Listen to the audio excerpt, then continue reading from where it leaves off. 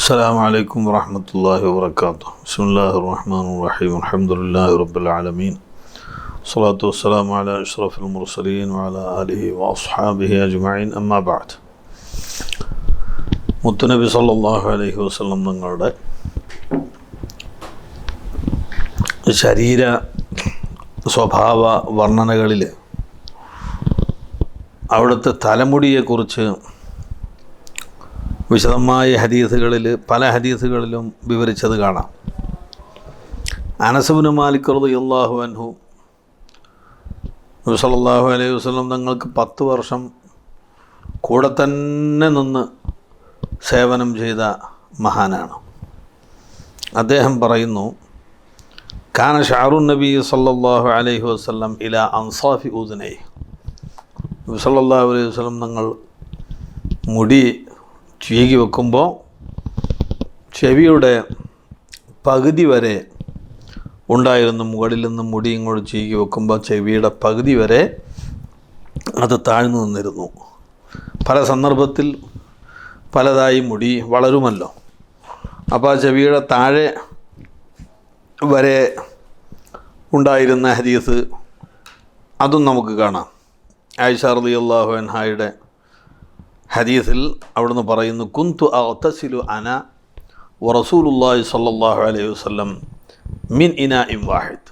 ഞാനും നബി സല്ലല്ലാഹു അലൈഹി വസല്ലം തങ്ങളും ഒറ്റ പാത്രത്തിൽ നിന്ന്, ഒരു ബക്കറ്റിൽ നിന്ന് രണ്ടുപേരും ഒരേ സമയത്ത് കപ്പ് കൊണ്ട് വെള്ളം കോരി കുളിച്ചിരുന്നു.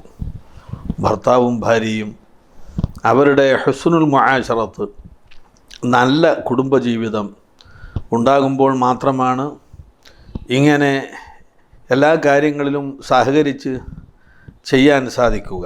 നബി സല്ലല്ലാഹു അലൈഹി വസല്ലം തങ്ങളുടെ കുടുംബജീവിതം അത്യുത്തമമായിരുന്നു എന്ന് വളരെ വ്യക്തമായ ചരിത്രം നമുക്ക് പഠിക്കാൻ സാധിക്കും. അങ്ങനെ അത് പറഞ്ഞുകൊണ്ട് ആയിഷ റളിയല്ലാഹു അൻഹ ചേർത്ത് പറയുകയാണ്, വക്കാന ലഹു ഷഅറുൻ. അവിടത്തേക്ക് തലമുടി ഉണ്ടായിരുന്നു. ഫൗഖൽ ജുമ്മത്തി വദൂനൽ വഫ്ര. ജുമ്മത്തിൻ്റെ മുകളിൽ, വഫ്രത്തിൻ്റെ താഴെ. വഫ്രത്ത് കുറച്ചിങ്ങോട്ട് നല്ലോണം ഇങ്ങോട്ട് ഇറങ്ങി നിൽക്കുന്നതാണ്, അത്രയില്ല. ഈ കുറച്ച് ചെവിയുടെ താഴെ നേരത്തെ പറഞ്ഞിട്ടുള്ള ചെവിക്കുന്നി എന്നൊക്കെ പറഞ്ഞിട്ടുണ്ടല്ലോ, അതിൻ്റെ ആ ലെവലിന് വരത്തക്ക വിധത്തിൽ നീളമുണ്ടായിരുന്നു. ചിലപ്പോൾ അല്പം കൂടി നീളുമ്പോൾ അവിടുന്ന് മുടി കളഞ്ഞിട്ട് ആ കളഞ്ഞ മുടി സ്വഹാബത്തിൻ്റെ കയ്യിൽ, അബൂ ത്വൽഹത്തുൽ അൻസാരി റളിയല്ലാഹു അൻഹുവിനെ കയ്യിൽ കൊടുത്തു, മറ്റ് സ്വഹാബികൾക്ക് വിതരണം ചെയ്യാൻ പറഞ്ഞു. അങ്ങനെയുള്ള സ്വഹീഹ ഹദീസുകളൊക്കെ ധാരാളമുണ്ട്. അതുപോലെ അവിടുന്ന് മുടി ചീകി വെക്കുന്നതിനെക്കുറിച്ച് അബ്ദുല്ലാഹി ഇബ്നു അബ്ബാസ് റളിയല്ലാഹു അൻഹുവിൻ്റെ ഹദീസ് നമുക്ക് വായിക്കാം. ഇമാം തുർമുദി റിപ്പോർട്ട് ചെയ്യുന്നു, ഇന്ന റസൂലുള്ളാഹി സ്വല്ലല്ലാഹു അലൈഹി വസല്ലം കാന യസ്ദിലു ഷഅറഹു. നബി സല്ലല്ലാഹു അലൈഹി വസല്ലം നിങ്ങൾ ആദ്യകാലത്ത് മുടി അങ്ങ് താഴ്ത്തി ഇടലാണ്, 2 ഭാഗത്തേക്ക് ചീകി വെക്കൂല. വക്കാനൽ മുശ്രിക്കൂന യഫ്രിഖൂന റുഊസഹും. മുശ്രിക്കീങ്ങൾ തലമുടി ചീകി 2 ഭാഗത്തേക്കാക്കി വെക്കും. വക്കാന അഹ്ലുൽ കിതാബ് യസ്ദിലൂന റുഊസഹും. അഹ്ലുൽ കിതാബ് അവരുടെ മുടി അങ്ങ് താഴ്ത്തി ഇടലായിരുന്നു.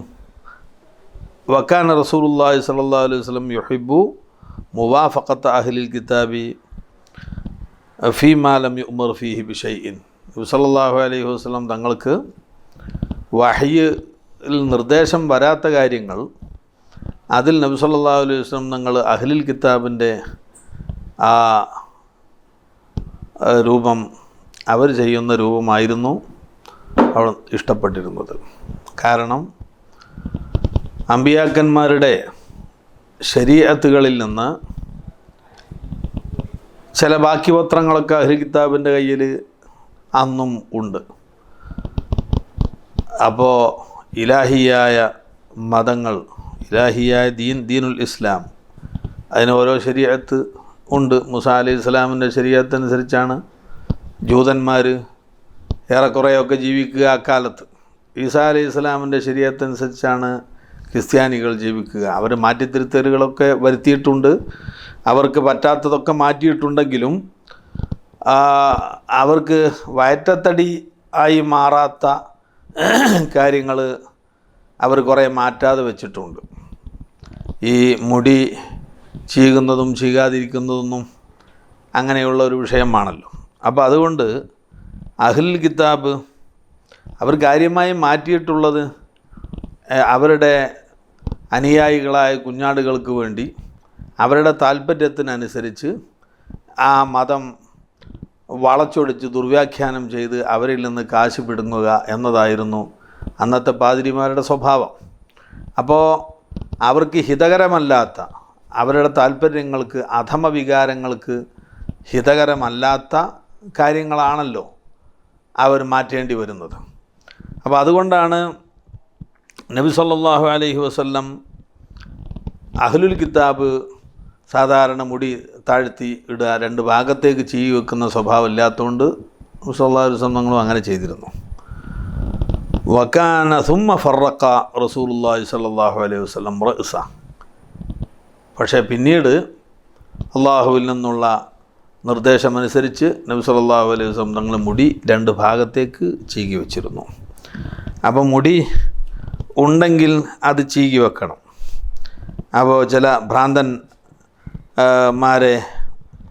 കോലത്തിൽ യുവതലമുറയിൽപ്പെട്ട ചിലർ മുടി ശ്രദ്ധിക്കാതെ അങ്ങനെ വളർത്താൻ പാടില്ല. മുടി ഉണ്ടെങ്കിൽ അതിന് നിയമമുണ്ട്, മുടിയില്ലെങ്കിൽ അതിന് പ്രത്യേകം നിയമങ്ങൾ ബാധകം അല്ലല്ലോ. വിവാഹം ചെയ്താൽ അവിടെ കുറേ നിയമങ്ങൾ ഉണ്ട്. ഭാര്യയ്ക്ക് എന്തൊക്കെ കടമകൾ നിറവേറ്റണം, ആ കടമകളൊക്കെ നിറവേറ്റിയിരിക്കണം. എന്നാൽ വിവാഹിതനല്ലെങ്കിൽ ഭാര്യയോടുള്ള കടമകളെക്കുറിച്ച് ആകുലപ്പെടേണ്ടതില്ല. അതേപോലെ തന്നെയാണ് മുടി വെട്ടുകയോ കളയുകയോ ഒക്കെ ചെയ്താൽ മുടിയെക്കുറിച്ച് ഉള്ള നിർദ്ദേശങ്ങളൊന്നും നമുക്ക് ബാധകമാകുന്നില്ല. എന്നാൽ മുടി വളർത്തുകയാണെങ്കിൽ നബി സല്ലല്ലാഹു അലൈഹി വസല്ലം തങ്ങൾ പറഞ്ഞ, അവിടുന്ന് ചെയ്ത ആ രൂപമാണ് സ്വീകരിക്കേണ്ടത്. മുടി ചീകണം, പക്ഷേ എപ്പോഴും മുടിയുടെ ഉപാസകരായി ഒരു ചെറിയ അനക്കം അനങ്ങിയാൽ അപ്പോൾ ചീകി വൃത്തിയാക്കുന്ന, മുടിക്ക് ആരാധന ചെയ്യുന്നു എന്ന് തോന്നുന്ന വിധത്തിൽ ഉള്ള പ്രവൃത്തികൾ അത് വിരോധിക്കപ്പെട്ടതാണ്. നബി സല്ലല്ലാഹു അലൈഹി വസല്ലം നിങ്ങൾ പറഞ്ഞ ഹദീസ്, അബൂ ദാവൂദ് റിപ്പോർട്ട് ചെയ്ത ഹദീസിൽ കാണാം, മൻ കാന ലഹു ശഅറുൻ ഫൽയുക്രിംഹു. മുടി ഉണ്ടെങ്കിൽ ആ മുടിയെയും ഒന്ന് കണക്കിലെടുക്കണം. അതെങ്ങനെ? മുടി കഴുകി വൃത്തിയാക്കി, അൻ നളാഫത്തു മിനദ്ദീൻ എന്ന് ഹദീസിൽ കാണാം. വൃത്തി ദീനിൽപ്പെട്ടതാണ്. അവൻ മുടി വൃത്തിയാക്കി അത് ചീകി ഒതുക്കി വെച്ച് പൈശാചികമായി തോന്നുന്ന വിധത്തിൽ ഒന്നും മുടി വളർത്തരുത്. ഒരു മുസ്ലിമായ മനുഷ്യൻ നബി സല്ലല്ലാഹു അലൈഹി വസല്ലം തങ്ങളെയാണ് അവൻ റോൾ മോഡലാക്കേണ്ടത്. മുടി ചീകുന്നതിനെക്കുറിച്ച് ആയിഷ റളിയല്ലാഹു അൻഹ പറഞ്ഞ ഹദീസ് കാണാം, കുന്തു ഉറജ്ജിലു റഅ്സ റസൂലില്ലാഹി സല്ലല്ലാഹു അലൈഹി വസല്ലം വ അന ഹായിദുൻ. എനിക്ക് ആർത്തവമുള്ള കാലത്ത് തന്നെ ഞാൻ നബി സല്ലല്ലാഹു അലൈഹി വസല്ലം തങ്ങളുടെ മുടി ഞാൻ ചീകി വെച്ച് കൊടുത്തിരുന്നു. അന്നത്തെ ജാഹിലിയ സമൂഹത്തിൽ ആർത്തവക്കാരിയായ സ്ത്രീ ബഹിഷ്കൃതയാണ്. അവൾ വീട്ടിൽ തന്നെ താമസിക്കാൻ പാടില്ല, അവൾക്ക് വേറെ ഷെഡുണ്ടാക്കി അവിടെ പാർപ്പിക്കുക. നമ്മുടെ നാട്ടിലും ഉണ്ടായിരുന്നു. പരിശുദ്ധ ഇസ്ലാം ഇവിടെ വ്യാപകമാകുന്നതിന് മുമ്പ് ആർത്തവം ഉള്ള സ്ത്രീകളെ തീണ്ടാരി എന്നൊക്കെ പറഞ്ഞ് അവരെ വീട്ടിൽ നിന്ന് അകറ്റി നിർത്തുന്ന സ്വഭാവം ഇവിടെയുള്ള മറ്റ് പല മതങ്ങളിലും ഉണ്ടായിരുന്നു. ഇന്നും അപൂർവം ചിലയിടത്തൊക്കെ ഉള്ളതാണ്. അപ്പോൾ ഒരു സ്ത്രീ ആർത്തവക്കാരിയാകുന്നത് കൊണ്ട് അവളുടെ കൈ അശുദ്ധമാകുന്നില്ല, അവൾ തൊട്ടത് അശുദ്ധമാകുന്നില്ല, അവൾ ഭക്ഷണമുണ്ടാക്കിയത് കൊണ്ട് തകരാറില്ല, അവൾ വസ്ത്രം അലക്കിയത് കൊണ്ട് തകരാറില്ല, അവൾ വീട്ടിൽ കഴിഞ്ഞുകൂടുന്നത് കൊണ്ട് യാതൊരു തകരാറുമില്ല, അവൾ ബഹിഷ്കൃതയല്ല എന്ന് പ്രാക്ടിക്കലായി നബി സല്ലല്ലാഹു അലൈഹി വസല്ലം തങ്ങൾ പഠിപ്പിച്ചു കൊടുത്തതാണ് ഈ സമൂഹത്തെ. അതിൻ്റെ ഭാഗമാണ് ആയിഷ റളിയല്ലാഹു അൻഹ ആർത്തവക്കാരിയാകുമ്പോൾ തന്നെ റസൂലുള്ളാഹി സ്വല്ലല്ലാഹു അലൈഹി വസല്ലം തങ്ങളുടെ ഷഅർ ഷരീഫ് ചീകിക്കൊടുത്തിരുന്നു. ഉമ്മു സലമ ബീവി റളിയല്ലാഹു അൻഹാക്ക് കിടന്ന് റസൂലുള്ളാഹിയുടെ കൂടെ കിടന്നുറങ്ങുന്ന സമയത്ത് ആർത്തവം ഉണ്ടായ ഒരു അനുഭവം അവർ അയവിറക്കുന്നുണ്ട്. ആർത്തവമുണ്ടായപ്പോൾ ഉമ്മു സലമ ബീവി ആ ബെഡിൽ നിന്ന് എഴുന്നേറ്റ് പോവുകയാണ്. നബി സല്ലല്ലാഹു അലൈഹി വസല്ലം തങ്ങൾ ചോദിച്ചു, എന്ത് സംഭവിച്ചു? അവർ പറഞ്ഞു, ആർത്തവമുണ്ടായി. അപ്പോൾ അടുത്ത് കിടക്കാൻ പാടില്ല, തൊടാൻ പാടില്ല എന്നാണ് ഉമ്മു സലമ ബീവി മനസ്സിലാക്കിയത്. അവിടെ നിന്ന് പറഞ്ഞു, അതുകൊണ്ട് തകരാറൊന്നുമില്ല, നീ ആർത്തവത്തിന് ഉപയോഗിക്കുന്ന വസ്ത്രം ധരിച്ച് നിനക്കിവിടെ തന്നെ കിടക്കാം. അങ്ങനെ ആർത്തവം എന്നത് പ്രകൃതിയ മനുഷ്യ സ്ത്രീകൾക്ക് മറ്റ് പല ജീവികൾക്കും ഉള്ളതാണ്. അതുകൊണ്ട് ഒരു സ്ത്രീ സമൂഹത്തിൽ നിന്നും കുടുംബത്തിൽ നിന്നും മാറ്റി നിർത്തപ്പെടേണ്ടതില്ല എന്ന് ലോകത്തെ പഠിപ്പിച്ചത് അഷ്റഫുൽ ഖൽഖ് സല്ലല്ലാഹു അലൈഹി വസല്ലം തങ്ങളാണ്. മുടിയിൽ എണ്ണ ഉപയോഗിക്കുന്നതിനെക്കുറിച്ച് അനസ് ഇബ്നു മാലിക് റളിയല്ലാഹു അൻഹുവിൻ്റെ ഹദീസ് കാണാം. കാന റസൂലുള്ളാഹി സ്വല്ലല്ലാഹു അലൈഹി വസല്ലം യുക്സിറു ദഹ്ന റഅസി. നബി സല്ലല്ലാഹു അലൈഹി വസല്ലം തങ്ങൾ തലമുടിയിൽ നന്നായി എണ്ണ ഉപയോഗിക്കുമായിരുന്നു. വതസ്രീഹി ലിഹിയത്തി, താടിമുടി ചീകി വെക്കുമായിരുന്നു. അപ്പോൾ തലമുടിയിൽ എണ്ണ ഉപയോഗിച്ച് പാറിപ്പറന്ന തലമുടിയല്ലാതെ എണ്ണ ഉപയോഗിച്ച് അതിന് ചീകി വൃത്തിയായി വെക്കേണ്ടതുണ്ട് എന്ന് അതിൻ്റെ മര്യാദകളിൽ നബി സല്ലല്ലാഹു അലൈഹി വസല്ലം നമ്മളെ പഠിപ്പിക്കുകയാണ്. ഇനി ഈ കാര്യങ്ങൾ ചെയ്യുമ്പോൾ തന്നെ വലതുവശത്ത് ആദ്യം ചെയ്യുക, ഇടതുവശം പിന്നീട് ചെയ്യുക. വസ്ത്രം ധരിക്കുമ്പോൾ വലതുവശത്ത് ഷർട്ടിടുമ്പോൾ വലത്തേ കൈ ആദ്യം ഇട്ട് ഇടത്തേ കൈ പിന്നീട് ഇടുക. പാൻസ് ധരിക്കുമ്പോൾ വലത്തേ കാലിന് ആദ്യം ഇട്ട് ഇടത്തേ കാല് പിന്നീടുക. ഇങ്ങനെ എല്ലാ നല്ല കാര്യങ്ങളിലും വലതുവശം മുന്തിക്കേണ്ടതാണ് എന്ന് പറയുന്ന ഹദീസ് ആയിഷ റളിയല്ലാഹു അൻഹ ഉദ്ധരിക്കുന്നു. ഇൻ കാന റസൂലുള്ളാഹി സ്വല്ലല്ലാഹു അലൈഹി വസല്ലം ല യുഹിബ്ബു തയമ്മുന ഫീ തുഹൂരിഹി ഇദാ തطهر വഫീ തറജുലിഹി ഇദാ തറജൽ വഫീ ഇന്തിആലിഹി ഇദാ ഇന്തഅൽ. നബി സല്ലല്ലാഹു അലൈഹി വസല്ലം തങ്ങൾ ശുദ്ധീകരണം നടത്തുമ്പോൾ, ശുദ്ധീകരണത്തിൽ വുളു ഉണ്ട്, കുളിയുണ്ട്, എല്ലാം ഉണ്ടല്ലോ. ഏത് സംഗതി ചെയ്യുകയാണെങ്കിലും, കുളിക്കുകയാണെങ്കിലും വുളു എടുക്കുകയാണെങ്കിലും ഒക്കെ ല യുഹിബ്ബു തയമ്മുൻ, വലത്തെ ഭാഗം മുന്തിക്കലിനെ ഇഷ്ടപ്പെടുമായിരുന്നു. അപ്പോൾ നമ്മൾ വുളു ചെയ്യുമ്പോൾ രണ്ട് അവയവങ്ങളുള്ളതിൽ കൈ കഴുകുമ്പോൾ വലത്തെ കൈ ആദ്യം കഴുകി ഇടത്തെ കൈ പിന്നീട് കഴുകുക, വലത്തെ കാല് ആദ്യം കഴുകി ഇടത്തെ കാല് പിന്നീട് കഴുകുക. കുളിക്കുന്ന സമയത്ത് ശരീരത്തിൻ്റെ വലതുവശത്ത് ആദ്യം വെള്ളമൊഴിച്ച് പിന്നീട് ഇടതുവശത്ത്. ഇങ്ങനെയായിരുന്നു അവിടുന്ന് താല്പര്യപ്പെട്ടിരുന്നത്. വഫി തറജുലിഹി ഇദാ തറജൽ, സല്ലല്ലാഹു അലൈഹി വസല്ലം തങ്ങൾ മുടി ചീകുമ്പോൾ വലതുവശത്ത് ആദ്യം ചെയ്യുകയും ഇടതുവശത്ത് പിന്നീട്. വഫി ഇന്തിആലിഹി ഇദാ ഇന്തഅൽ, അവിടുന്ന് ചെരുപ്പ് ധരിക്കുമ്പോൾ വലത് കാലിന് ആദ്യം ചെരുപ്പ് ധരിക്കുകയും ഇടത് കാലിന് പിന്നീട് ഇടുകയും ചെയ്യുക പതിവായിരുന്നു എന്ന് അവിടുന്ന് പറഞ്ഞതായി കാണാം. മുടി ചീകുന്നതിനെക്കുറിച്ച് പറഞ്ഞ ഹദീസിൽ തന്നെ ഹമീദ് ബിൻ അബ്ദുറഹ്മാൻ അൻ റജുലി മിൻ അസ്ഹാബിൻ നബി സല്ലല്ലാഹു അലൈഹി വസല്ലം അന്ന നബിയ സല്ലല്ലാഹു അലൈഹി വസല്ലം കാന യതറജ്ജലു ഖിബ്ബൻ. നബി സല്ലല്ലാഹു അലൈഹി വസല്ലം തങ്ങൾ ഖിബ്ബൻ എന്ന് പറഞ്ഞാൽ ഒന്നിടവിട്ട ദിവസങ്ങളിൽ മുടി ചീകുമായിരുന്നു. അപ്പോൾ ഇന്ന് മുടി ചീകി വെച്ചാൽ നാളെ മുടി ചീകിക്കൊള്ളണമെന്നില്ല.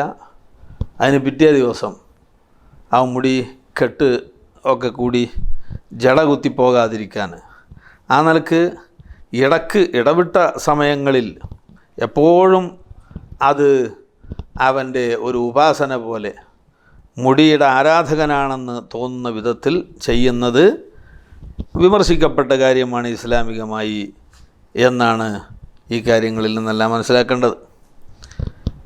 ഇനി അവിടുത്തെ മുടിയെക്കുറിച്ച് പറയുന്നിടത്ത് നരബാധിച്ച മുടികൾ എത്രയുണ്ടായിരുന്നു